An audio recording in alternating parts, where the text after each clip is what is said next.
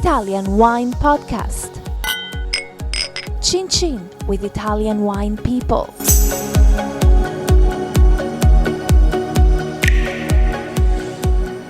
Welcome to the Italian Wine Podcast with me, Monty Waldin. My guest today is Valentina Argiolas of the Argiolas Winery in Sardinia. Welcome. Thank you. It's a pleasure to be here. So let's talk Sardinian wine. What's going on in Sardinia at the moment? Two words only. Tradition, at the same time innovation. Tradition because we are an island, a special island. We are in the middle of the Mediterranean Sea. Our history is characterized by a Nuragic civilization. It's a unique civilization in all over the world. So when were the Nuragi people in Sardinia? Yes, when did they arrive? they are autochthon people. No? They was native people. The only native people that characterize our history. Sardinia is called also Isola dei Nuraghi, island of Nuraghi. And it's 400 here before Christ, 4,000 here before Christ. And after this kind of civilization, we was dominated for centuries by Phoenician people, Roman people, Spanish, Piemontese. But we are very proud to preserve our identity. You can find this identity in the wine. So when we talk about identity, which of the native grape varieties do you have? We have more than 20. In your winery? No, in our winery, 12, Okay. in general. So what are the main ones that you have at The oldest is Nuragus, from Nuraghi, of course.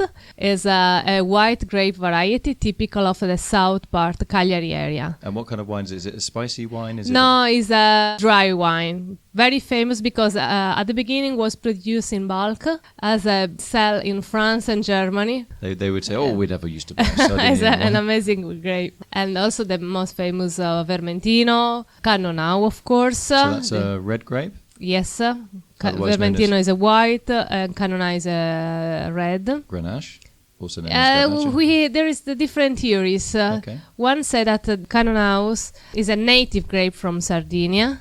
And then during the Spanish domination, the Spanish was planted in the Priorate in this area after Sardinia. Another theory said that it's arrived with the Spanish people. Two different theories. Okay, another one? Another grape? Another one, for us, very important is a Nasco. Nasco is a Phoenician white grape variety, typical of the Cagliari area, south part of Sardinia. So what is a white wine from the Nasco? What does that taste of? Usually were used to produce dessert wine, Okay. late harvest. Now we are introducing a new version of a dry Nasco, more modern, easier to understand for the young people. That's another grape? Another grape is Monica. Monica is a red grape with a female character. A female character, Yes. right. I'm Sweetness. I have to be very careful what I say. Okay. In terms of your family history, you talked about history and innovation. What are the innovations? Respecting history of your historic grapes is one side. How do you innovate?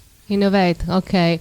The idea was when we started producing our brand, we decided to focus on traditional varieties. We don't have any international, but with a modern international style. Not, for example, Cannonau with 17 degrees, very difficult to understand, also to drink, but more modern. And you can match this wine with international also food in the world, Japan, China, and all over the world. So what are you doing in the vineyard to be able to pick your grapes that have ripe flavors, but they're not too high in sugar, which means too much alcohol? How are you doing that? What are you doing in the vineyards? Different thing. For example, for white wine, we say cold procedure in production. For example, we have Vermentino, and we studied a particular process.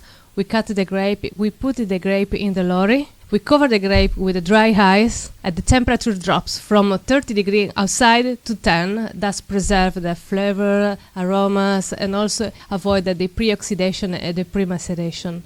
So what about local food? You've talked about your local grapes. What would be a typical dish that we could have with the Nuragus grape variety, the wine from Nuragus? For Nuragus, I suggest you Bottarga. Bottarga, what's that? It's a dry eggs of Mugina. Very, very famous also in Sardinia, but all over the world. You can taste alone or in pasta, in the top of the pasta. And what about for the red wine from the Cannonau? For a suckling pig is the most well-known. Is a suckling pig roasted It's a very crispy skin, also fat. It's perfect with a cano now. And the suckling pig, do they go wild in Sardinia? Yeah, you can try wild or both. And the Nasco, the late harvest Nasco white? For example, Nasco sweet version you can taste with also amaretti as our typical dessert, or seadas. Seadas has a raviolo. Inside there is ricotta. Outside there is a pasta. You can fry this and they cover it with honey.